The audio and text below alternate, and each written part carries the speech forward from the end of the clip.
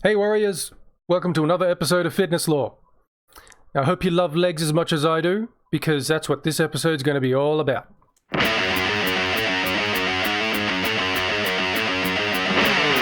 When it comes to overall battle sports or fighting performance, I'd go as far as to say legs are the deciding factor. They are probably the most important body part to focus on if your objective is to command the battlefield. Now, there are so many different leg exercises that we can be doing to improve our performance, but I'm just going to show you a few of my select favorites. At least those that require the least amount of equipment and can be done by just about anyone. Okay, to kick us off is everyone's favorite, the squat. Start with your feet just outside shoulder width with your toes pointing slightly outwards, keeping your chest up, nice and tight, lower to as low as you can, and then come back up again.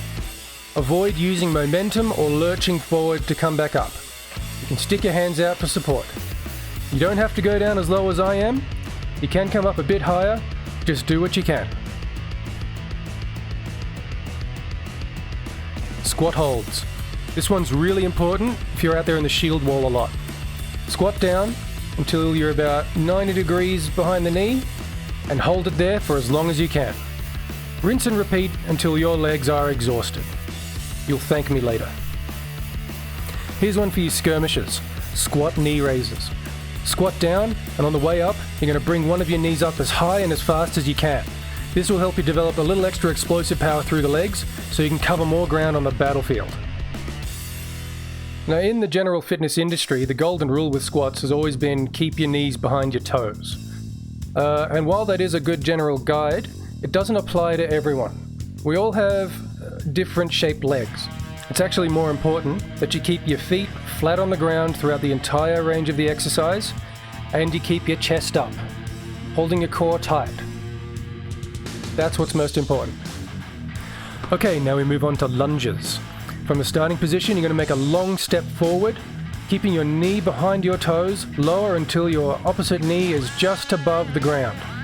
Come back up, keeping your chest upright without using momentum, and rinse and repeat.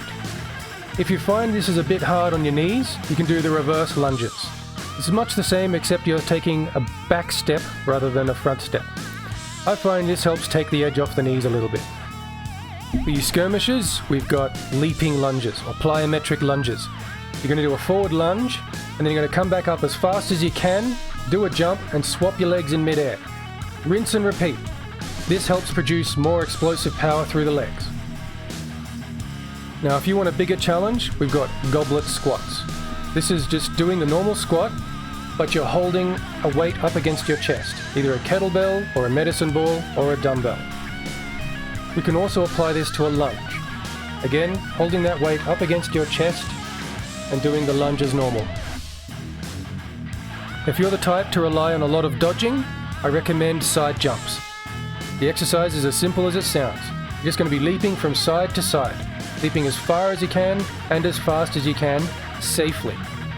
This is a good exercise to warm up with, but it's also good for developing that explosive power and speed. If you're looking to develop a little elven grace, I recommend doing side lunges. You're just going to stick the leg out to the side and lower to as low as you can, keeping your chest upright, coming back up. You can also team these up with curtsy squats, where you are stepping behind your other leg to the opposite side and coming down to a crouch as low as you can, keeping that chest up, avoiding the use of momentum to get yourself up. To finish this episode off, I'm going to demonstrate rope-assisted pistol squats. You're going to be using the rope to assist you on the way up and down with this one. Squat down on one leg, sticking your opposite leg straight out in front of you.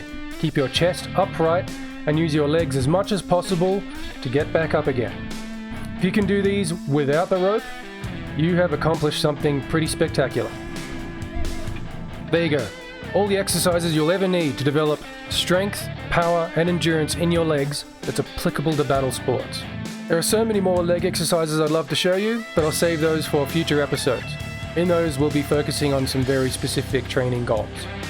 Needless to say, leg exercises can get pretty interesting and pretty specialized, and we might need a little extra equipment, but in the meantime, this is everything you'll need.